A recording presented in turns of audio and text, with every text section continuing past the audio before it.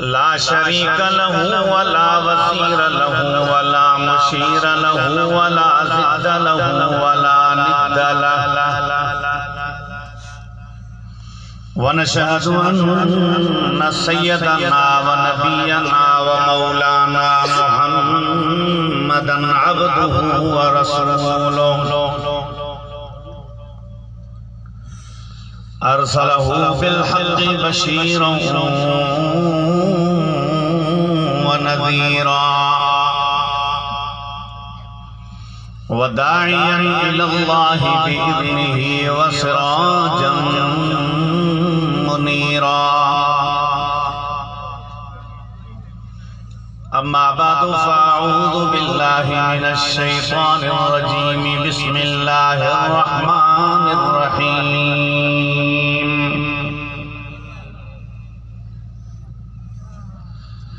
या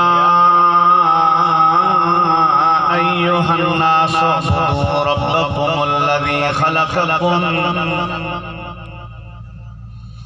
वल्लज़ीना मिन क़ब्लिकुम लअल्लकुम तत्तक़ून।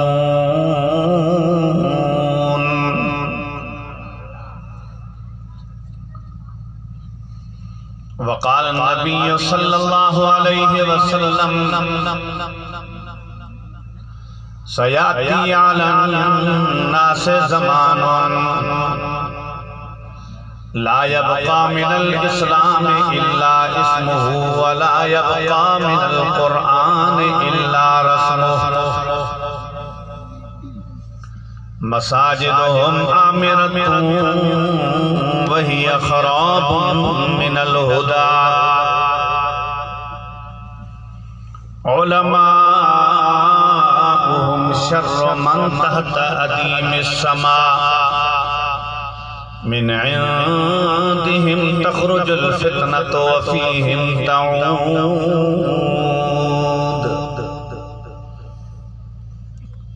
सदक़ल्लाहुल अलियुल अज़ीम व सदक़ रसूलुहुन नबियुल करीम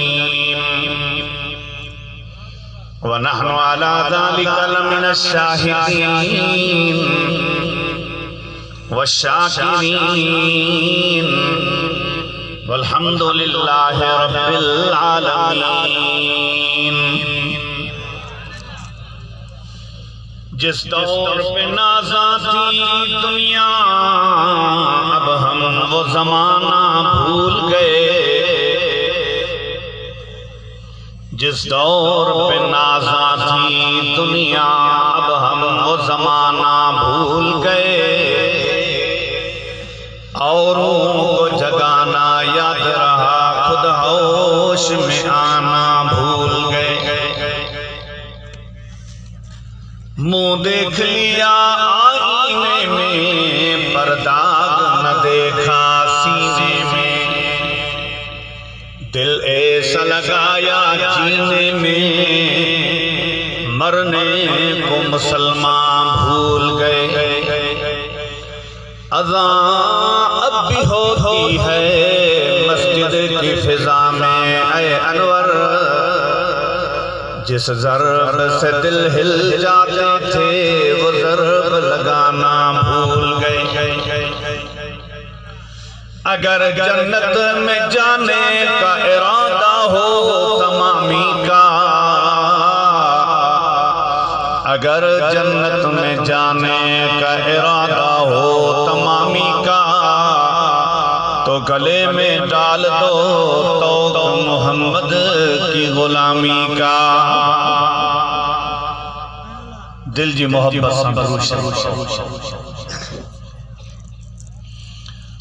अल्लाहुम्मा सल्ली अला सय्यिदिना व मौलाना मुहम्मदिन नबील उम्मी व अला आलिहि व अस्हाबिहि व बारिक व सल्लिम व सल्लि अलल मुमिनीन वल मुमिनात वल मुस्लिमीन वल मुस्लिमात व बारिक अला सय्यिदिना व मौलाना मुहम्मदिन व अला आलिहि व अस्हाबिहि अजमईन। ही जेको जहान अवां खे नज़र अची रहियो आहे कॾहिं ॾींहुं आहे त कॾहिं राति कॾहिं सर्दी आहे त कॾहिं गर्मी आहे कॾहिं आंधियूं तूफान कॾहिं ज़लज़ला ये आसमान ये ज़मीन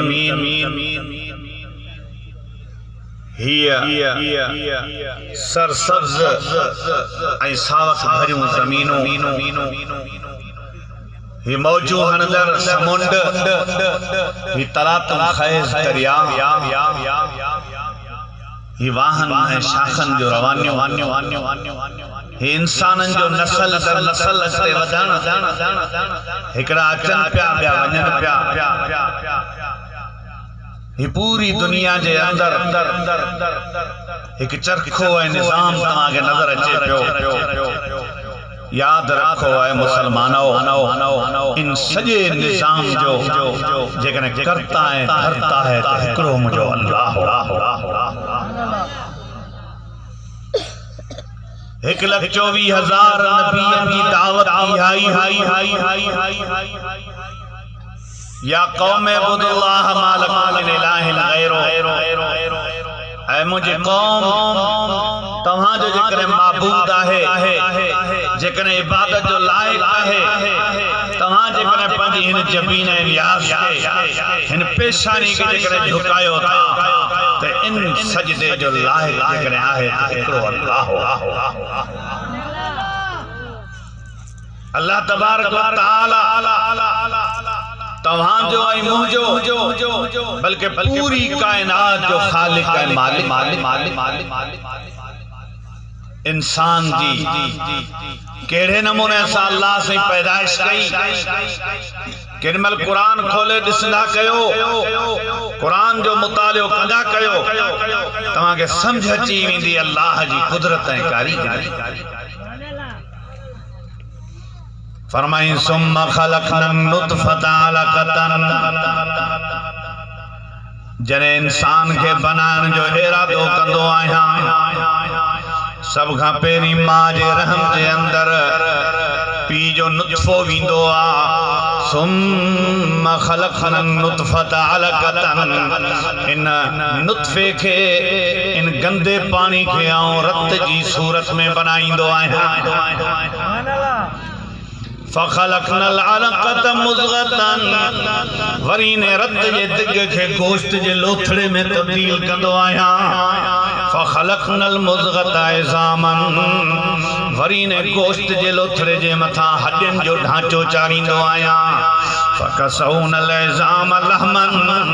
वरी इने हड्डियन जे ढांचे जे मथा गोश्त जो लेपो ॾींदो आहियां सुम्मा अंशअनाहु ख़ल्क़न आख़र वरी ने पानी जे अंदर टिन ऊंधाइन जे अंदर मां जी रहम जी ऊंधाई झिल्ली जी ऊंधाई रात जे ऊंधाई ने जे अंदर मां रब्बुल आलमीन इंसान जो तस्वीर उठाईंदो आहियां अलम नजअल लहू आइनैन केमल अखियूं लगाईंदो आहियां वलिसानन केमल जुबान लगाईंदो आहियां वशफतैन केमल चपरा बनाईंदो आहियां अल्लाह तबारक व तआला तो फरमाए अल्लज़ी खलक़क रब्बुल आलमीन तुके बनायो फसवाक तुझा उज़वा सिधा कई फअदलक तुझे उज़वन के बराबर रखई तुझे उज़वन जे अंदर का हिकड़ी बां वडी होजे बी बां नंढी होजे हिकड़ी अख वडी होजे बी नंढी होजे हिकड़ी टंग वडी होजे बी नंढी होजे इन या अय्युहल इंसान मा गर्रक बिरब्बिकल करीम आ इंसान हजरत मौलाना सैयद गुलाम हुसैन मेमन साहब नारे तकबीर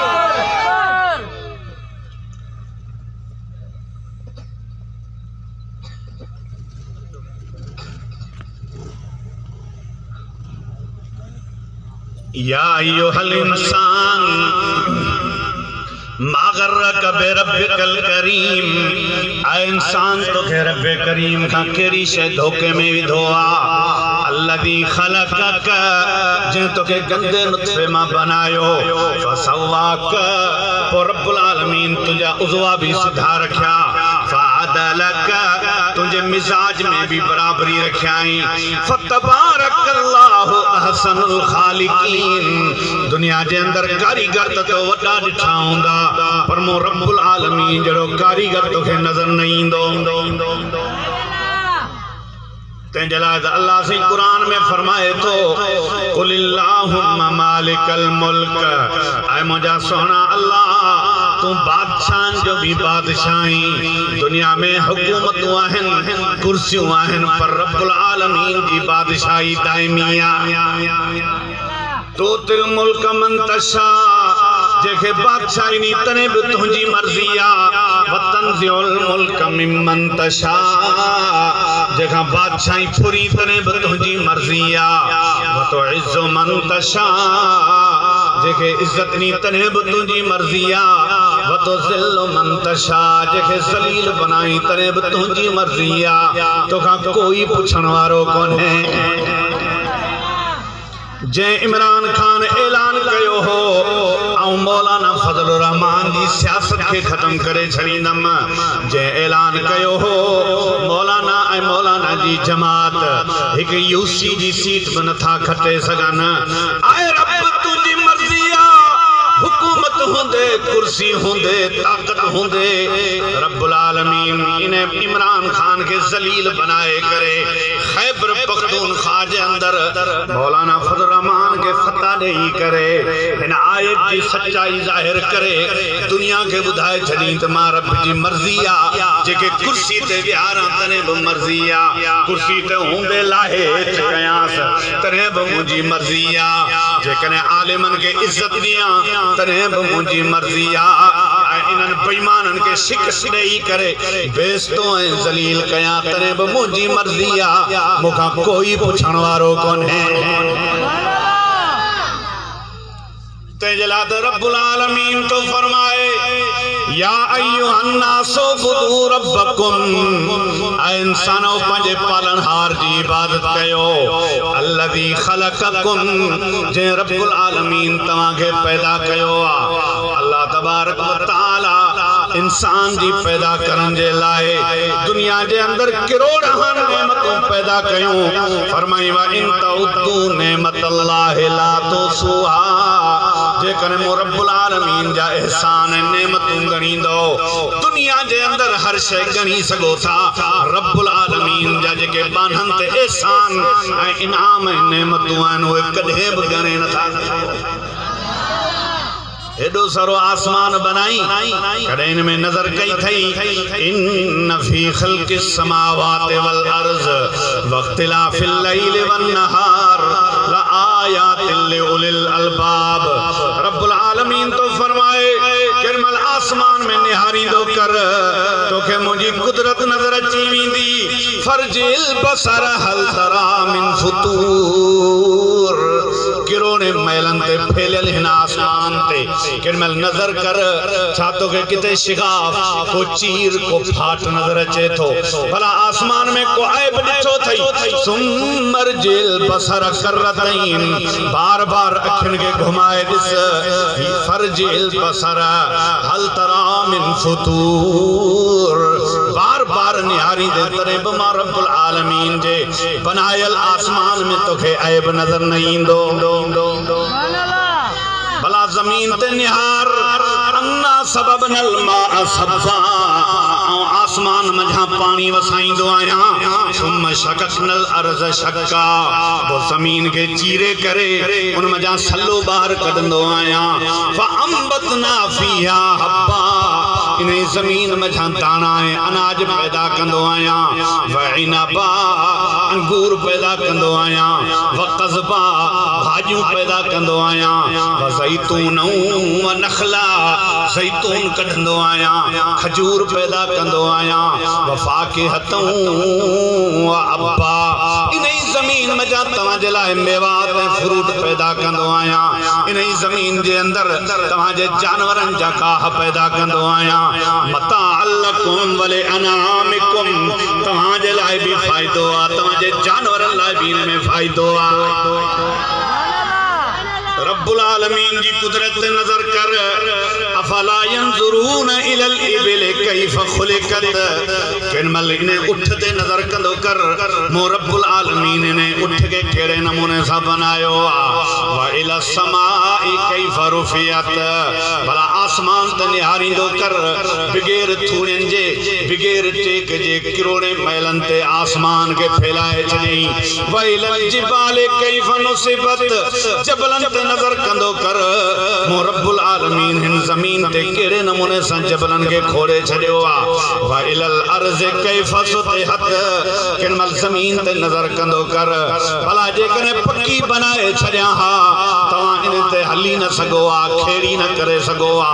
मो रब्बुल आलमीन न की जमीन के एड़ो नरम बनायो आ जो अंदर हलिया वणो न की एड़ो सख्त बनायो आ जो खेड़ियो न करे सगो अल्लाह तो फरमाए मो जमीन जे अंदर किरोने किस्म जो नेमतूं रखे छड़ियो आहिन मताअल लकुम वले अनामिकुम तव्हां जे लाइ भी ने जमीन जे अंदर रखियल खजानन में फायदा आहिन त तव्हां जे जानवरन लाइ भी फायदा आहिन तंजलाद अल्लाह तो फरमाए तूलिजुल लैल फिल नहार व तूलिजुन नहार फिल लैल भला तू सजी जिंदगी गुजारिंदो आहीं तुझे जिंदगी जे अंदर ॾींहं ऐं रात ईंदा आहिनि मां रब्बुल आलमीन कारी चादर हटाए करे सुबह करे पूरी दुनिया के रोशन कंदो आहियां वरी जने शाम थींदी आ सिज लही वेंदो आ त इने अच्छी चादर जे मथा कारी चादर दाखिल करे पूरी दुनिया के ऊंधाइन में तब्दील करे छड़ींदो आहियां वतुखरिजुल हय्य मिनल मय्यत मां रब्बुल आलमीन मुर्दे में जा चेहरे के पैदा कंदो आहियां वतुखरिजुल मय्यत मिनल हय्य वरी मुर्दे में जा चेहरे के पैदा कंदो आहियां वतरज़ुकु मन तशाउ बिगैर हिसाब मां रब्बुल आलमीन जेके चाहींदो आहियां बिगैर हिसाब किताब जे रिज़्क़ ॾेई छड़ींदो आहियां ओ हजरत बीबी मरियम पांजे कमरे में आ कुरान तो फरमाए वकफलहा ज़करिया हजरत ज़करिया अलैहिस्सलातु वस्सलाम उन्हें के कमरे में बंद करे छड़ियो तालो ॾेई करे ज़करिया हलियो थो वञे फरमल जमल हजरत ज़करिया अलैहिस्सलातु वस्सलाम पांजे कमरे में दाखिल थिए थो वजद इंदहा रिज़्क़ा हजरत मरियम जे सामो मेवात दिसे तो फ्रूट दिसे तो समरात दिसे तो रिज़्क़ दिसे तो पर उहे मेवात उहे फ्रूट जिनन जी मौसम कोन हुई बगैर मौसम जे हालांकि दर खे तालो लगो पियो आ दरियूं बंद लगियूं पियो आहिन छत मजा को भी सोराख न आहे न की भित भगल आ न की छत फाटल आ न की तालो टुटल आ पर बीबी मरियम जे सामो एड़ा त रिज़्क़ पिया आहिन एड़ा त फ्रूट पिया आहिन जिनन जी मौसम दुनिया में ना हुई हजरत ज़करिया चयो या मरियम अन्ना लके हाज़ा ऐ मरियम ही रिज़्क़ किथां दो थई दरवाजो भी भगल कोने तालो भी टुटल कोने रोशनदान भी कमरे के कोने छित भी भगल कोने दरियूं ऐं दरवाजा भी खुलियल कोन आहिन ऐ मरियम इने बंद कमरे में तो के रिज़्क़ के पुजायो वा मरियम थी चवे क़ालत हुवा मिन इंदिल्लाह ऐ ज़करिया नबी ही रिज़्क़ मुके दिनो आहे मुझे अल्लाह दिनो आहे इन्नल्लाह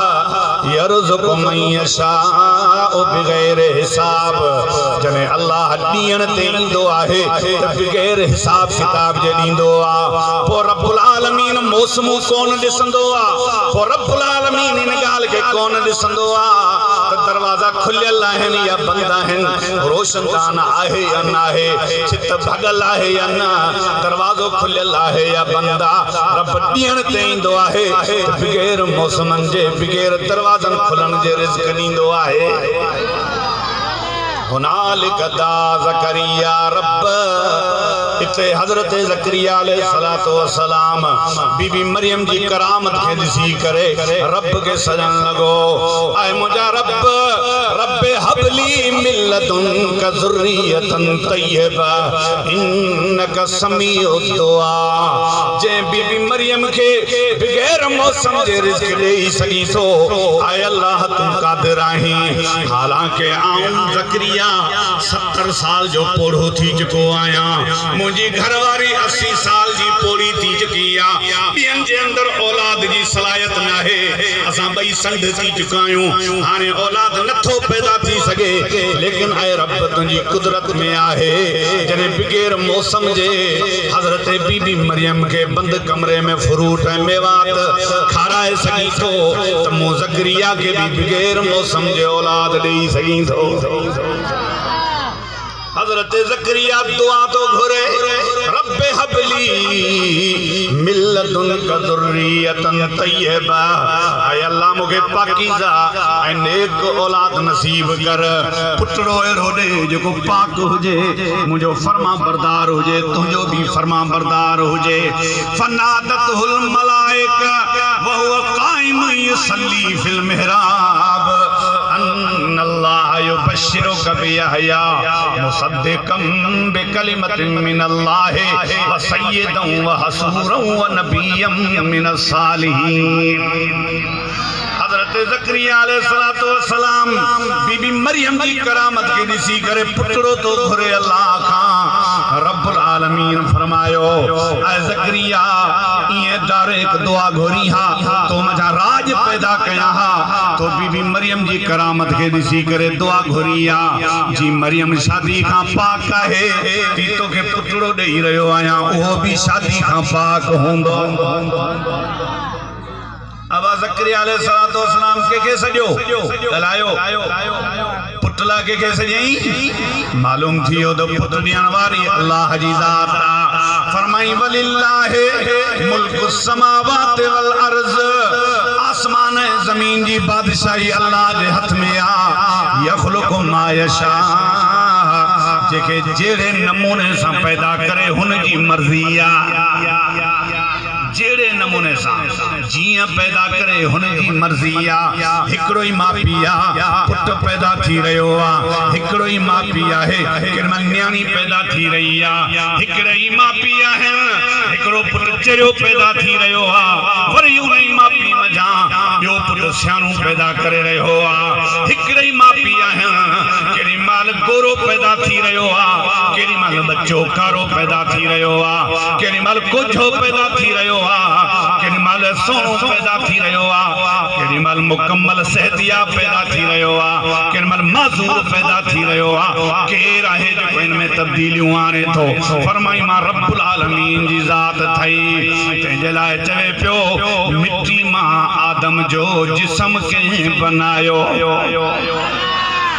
बिना पी जे ईसा के पैदा कयो, फिरौन जी झोली में मूसा के निपायो, जमीन जे तख्ते ते नबी के घुराया, सो अल्लाह अल्लाह अल्लाह या बोले मैं यशाओ इनासा। हिकड़न के रुगो धीरियों ॾेई छॾियईं, पुटन लाइ सिकाए वेठो। वया बोले मैं यशाओ ज़ुकूर, ॿियनि खे रुगो पुट ॾेई छॾियईं, धीरन लाइ सिकाए वेठो। अल्लाह तो फरमाए औ युज़व्विजुहुम ज़ुकरान व इनासा, हिकड़न के पुट ऐं न्याणियूं ॿई ॾिनई।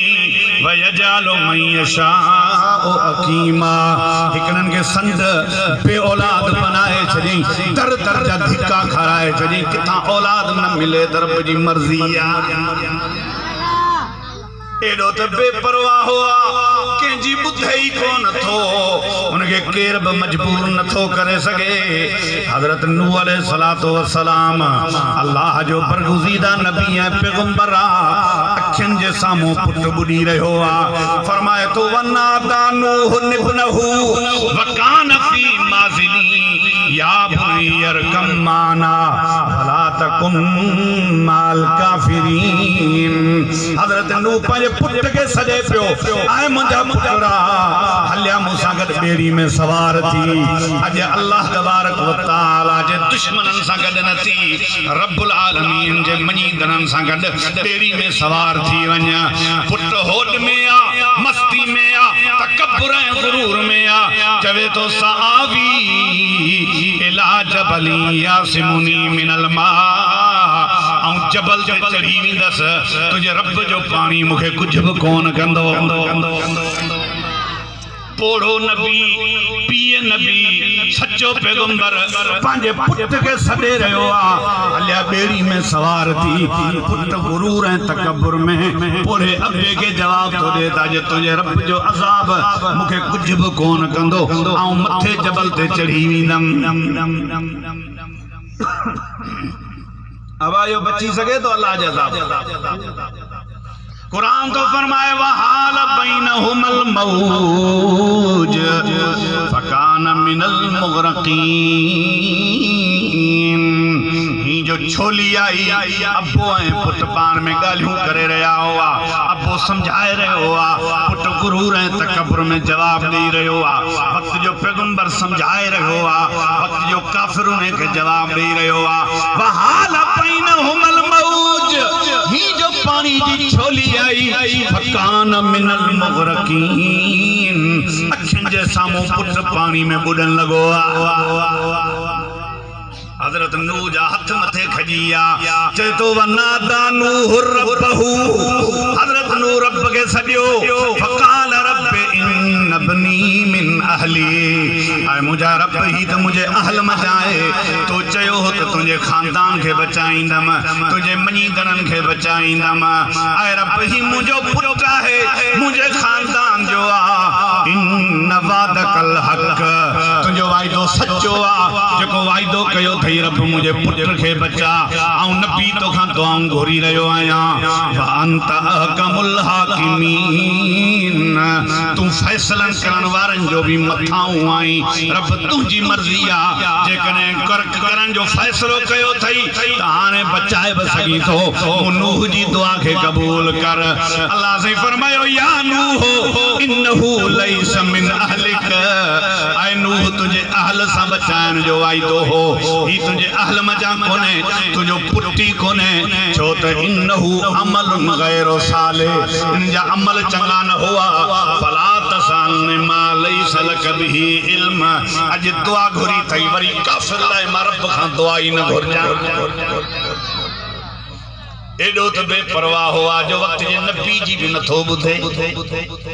तंहिंजे लाइ रब्बुल आलमीन फरमाए तो जिन्हनि मुंहिंजी मञी ऐं दुनिया में उन्हनि खे कामयाब कंदो आहियां, आखिरत तो उन्हनि जे लाइ आहे। पर जेको रब्बुल आलमीन जो नाफरमान आहे, दुनिया जे अंदरि उन खे रब्बुल आलमीन ज़लील ऐं रुसवा कंदो आहे। वो हज़रत हूद अलैहिस्सलाम अल्लाह जो नबी आहे, पंहिंजी कौम के समझाए तो या कौम इब्दुल्लाह मा लकुम मिन इलाहिन गैरो, ऐ मुंहिंजी कौम अल्लाह जी इबादत कयो, अल्लाह खां अलावा तव्हां जो को भी माबूद न है। पोइ जॾहिं कौम न मञियो, हज़रत हूद अलैहिस्सलाम अल्लाह जो नबी आहे, कौम उन जी आद कौम आहे जंहिंजा 60 गज़ रुगो कद हुआ, वॾा वॾा उन्हनि जा हथ हुआ, ताक़त जे अंदरि एॾा त हुआ जो हू पाण ऐलान कंदा हुआ त असां खां मथे ताक़तवर केर आहे, अशद मिन्ना कुव्वा, जेको असां खां बि मथे ताक़तवर हुजे। हालांकि हू भुलिजी विया हुआ जेको रब उन्हनि खे ताक़त ॾेई चुको हो, उन रब जी ज़ात खे हू विसारे चुका हुआ। पोइ रब्बुल आलमीन उन्हनि खे दुनिया में पंहिंजी ताक़त जो मज़ो चखरायो, ॿुधाई ताऊं बि तव्हां जे मथां आहियां। रब तो फरमाए इन्ना अरसलना अलैहिम रीहन सरसरा, पोइ मूं पत्थरनि वारी हवा उन्हनि जे मथां मोकिली, आवाज़ वारी हवा उन्हनि जे मथां मोकिली। सबा लयालियूं समानियत अय्याम, 7 रातूं 8 ॾींहं मुसलसल उन्हनि खे हवा हलंदी रही। हवा जो झोंको अचे उन्हनि खे खणे मथां, पूरे फिजा जे अंदर उन्हनि खे घुमाए घुमाए घुमाए उन्हनि खे जबलनि में हले वरी उतां उन्हनि खे खणे वरी हेठि ज़मीन में हणे डोड़ाए डोड़ाए हवा उन्हनि खे मारियो